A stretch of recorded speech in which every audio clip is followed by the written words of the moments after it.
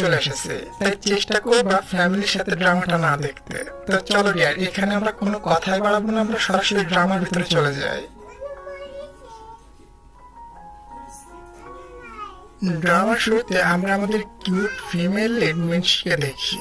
সে একটা জবের জন্য এই শহরের সব থেকে বড় ভিলেন শিনের কাছে যাচ্ছিল।